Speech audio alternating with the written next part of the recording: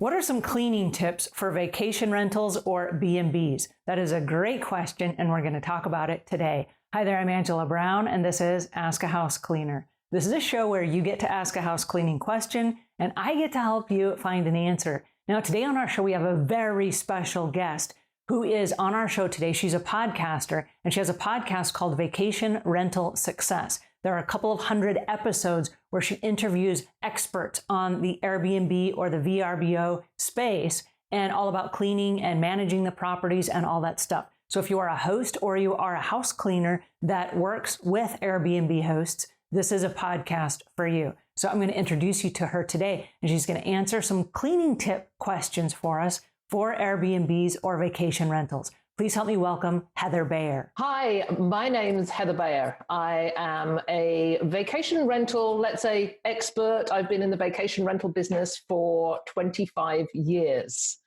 And I currently live in Ontario, Canada. So despite the accent, I am in North America. And I run a vacation rental management company, property management company, and we have 180 properties dispersed over a really, really wide area. So if we're thinking about sort of cleaning and housekeeping, we have 180 properties and 180 separate cleaners in different spaces. Oh my goodness. I just heard a whole bunch of house cleaners around the world dance for joy. Like, oh, hello, Heather. Absolutely. And I also run a company called Vacation Rental Formula, and we do education for hosts and managers of short-term rental properties. And I hesitate to say Airbnb because Airbnb seems to have become the catch-all phrase. But, you know, Airbnb has only been going since 2007, and the vacation rental business has been going for a lot longer, a lot more years. So Airbnb is mainly sort of in the urban areas, and our vacation rentals are more in destinations. So that's the delineation we have. And I'd love to talk about the difference between cleaning in residential homes and cleaning in short-term rental properties, because I interview a lot of people who do, a lot of cleaning professionals who have been professional in the residential area for a lot of years and now see the opportunities in short-term rental, but there are just some huge differences. So that's what I would love to share with you today. Well, let's dig right in, because we get asked this question every single day where house cleaners are asking, I would like to start in the business of the Airbnb or the B&B, vacation rental, short-term rental, whatever the terms are. How do I get started and what is the difference? So we get asked that all the time. We would love your experience. Well, I would say the main difference is that you have to take out the residential side of it and come into it from a hospitality viewpoint. Because the moment an owner or a host or a manager goes into this business, they become a provider to the travel industry. So this is the main difference. You start cleaning in let's call it an Airbnb. I hate this, but it's so much easier. Once you start cleaning in an Airbnb, it is very much like a hotel or a resort, which may be something that most people are not familiar with. And I want to give you one example, because it's the one example I always use. If you're going into a residential cleaning situation, and I know that my housekeeper comes into my house every week, she would not think about going into my cupboards, pulling out a whole pile of plates and mugs and checking to see if they've been put back in the cupboard used. But in a vacation rental, that is something you have to do, because guests who are coming into a short-term rental are using the place in an entirely different way than people who are resident in the home. And that is the major difference. In a residential setting, you probably wouldn't go into the bedside drawers as one of the first things you do when you walk into the bedroom to clean. And this is something you have to do, because it's amazing what people leave behind. And that's an interesting point, because as professional house cleaners, if the door is closed, you don't open it. You don't open closets, cupboards, drawers. You don't open any of those things. And you're right, in the Airbnb or vacation rental space, you must make sure that nobody left anything behind before the next guest came, because if they see things, they're going to think, oh, this room wasn't turned properly. Yeah, absolutely. And, this goes for bedside drawers, bathroom cabinets, all the drawers and cabinets in a kitchen. In fact, absolutely everything. I know when I'm a guest in a vacation rental, I've rented this home. I've paid a lot of money for it. To me, It is my space for the week. And I will use every cupboard, every drawer. And I do leave things behind. And we have this every week. People are leaving clothing behind, underwear, socks, and all these things have to come back. And we have to ask our guests, do you want these things back? Do you want your underwear back? It's the difference. As I'm talking about it, I'm just seeing this vast chasm that is so much different. But in essence, it's the same, because you still have to do the same professional job. I made a note earlier on about tolerance, that I've found in all my years of being in this space that people have become less and less tolerant of poor cleanliness. And when you say people are less tolerant, you're talking about the guests coming in. Exactly, the guests coming in, because they're being encouraged now online that this is one area where they can make complaints and get money back. And we have had complaints about a single hair in a shower. We've had complaints about a plastic bag left in a kitchen drawer. And they will use this as the basis. The guests may use this as the basis of a complaint to get their money back. And of course, the owner is losing money every time this happens. The other thing to think about is that guests are asked to make reviews of the property after every single stay.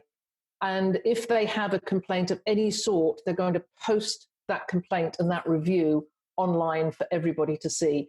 And if it's a cleanliness issue, this is a big deal for the owner. Well, now running 180 properties, that is a lot of management for house cleaning.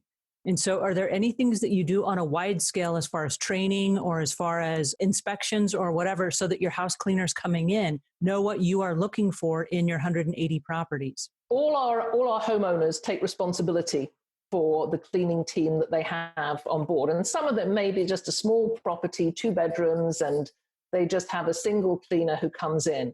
And then we have the larger 7, 8, 9 bedroom properties where there is a full team that goes in. But once again, the owner takes responsibility in general for the hiring of the professionals that are going to go into their place. And what we do is supply a checklist.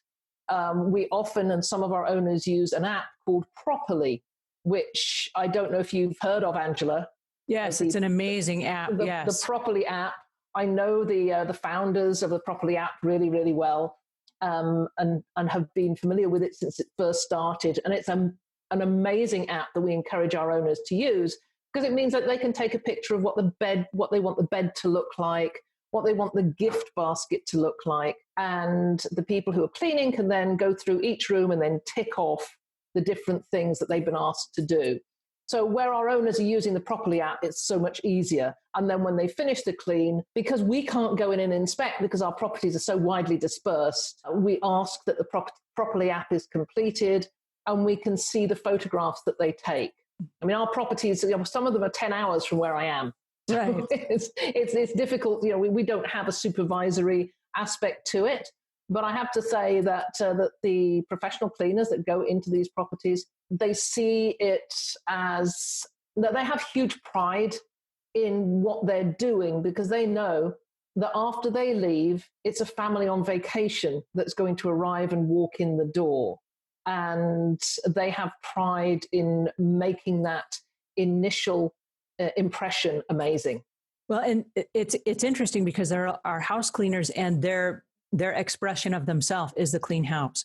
And so when they come in and they see things that have, been upturned and they reset it to the perfect state of whatever Properly says this is the perfect state, then it is a sense of accomplishment, a sense of pride, a sense of I did a great job.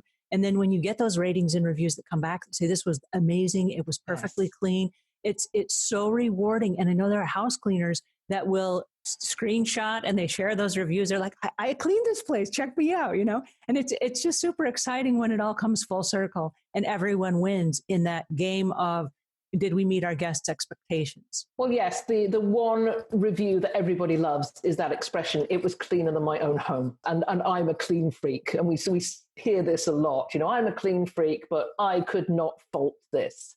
So, that to us is testament to the amazing professionals that our owners are able to find.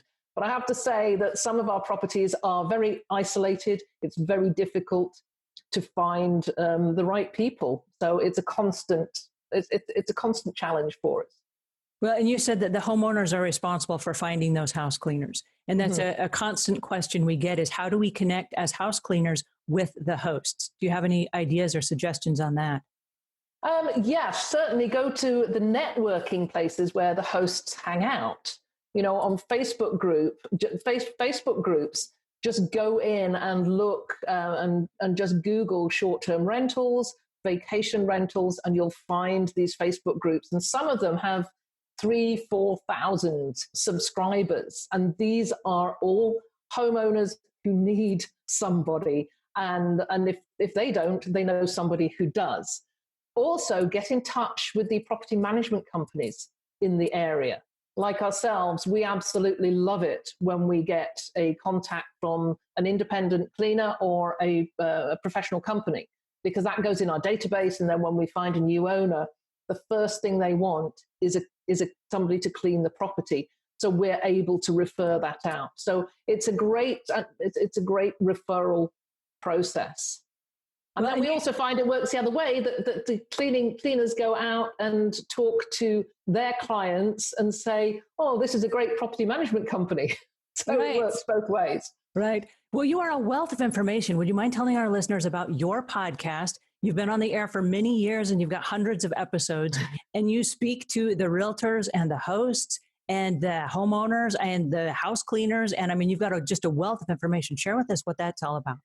Yes, certainly. The Vacation Rental Success Podcast has been on air since 2013, which is crazy. We have 320 episodes, 600,000 downloads so far. And what we do, we interview experts in the field. We interview hosts and managers. People are successful. We interview suppliers and providers. It's a great arena for people who have a voice in the industry to come and share with others. So, thanks for mentioning it. I'd love to have more listeners. Anybody who wants to know more about the vacation rental industry, it's certainly the place to go. Well, and I'm going to leave links in the show notes to that, as well as your vacation rental formula. Tell us real quick about that before we wrap this up. Thanks, Angela. The Vacation Rental Formula is an educational resource. It's a membership site. So we have, our members have the benefit of all the training courses that we provide in managing, setting up, preparing, and operating a short-term rental property. And we have a great community there as well. And as with every community, it's lovely to be able to get in there and talk to like-minded people. Well, thank you so much, Heather. This was so fascinating. And you shared with us some really interesting bits of information that I know house cleaners getting into the industry are certainly going to consider, as well as the homeowners that are now hosts. Well, thank you, Angela. It's been an absolute pleasure being with you. Well, thank you. We got to do this again sometime soon. Absolutely. All righty. And that was Heather Bayer from Vacation Rental Formula and Vacation Rental Success Podcast. I'm going to leave links in the show notes to all the things that we talked about so you can find her easily and also check out her membership site. If you are an Airbnb host, or if you are a property manager, or if you are a house cleaner looking to break into that space, this is a perfect opportunity for you to learn everything you need to know in order to be able to work together. Alrighty, if you found this helpful, please pass it on to a friend. If we've earned your subscription, please subscribe. And until we meet again, leave the world a cleaner place than when you found it.